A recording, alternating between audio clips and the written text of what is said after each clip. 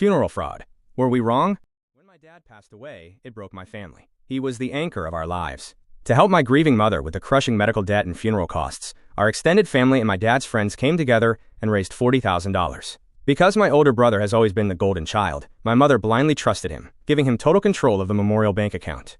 I was too consumed by my own grief to fight it. 2 months later, the cemetery called me. My dad's headstone hadn't been paid for. Then, the funeral home called, threatening collections. When I confronted my brother, he screamed at me for stressing him out, claiming the bank had frozen the funds due to probate. It sounded like a complete lie. So I went to my mother and quietly had her sign an authorization form so I could investigate the bank delays myself. What I found made my blood run cold.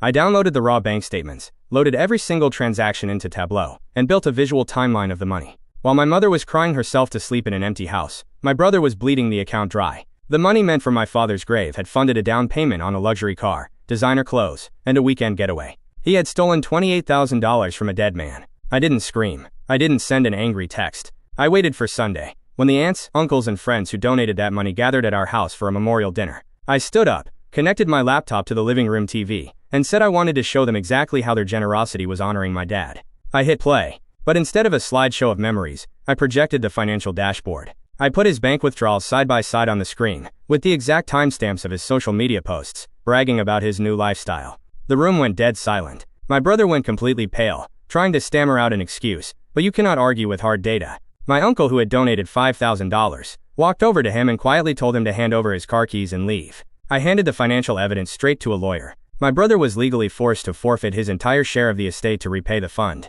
and the family disowned him. I paid for the headstone myself the next morning. It broke my heart, but it was absolute justice.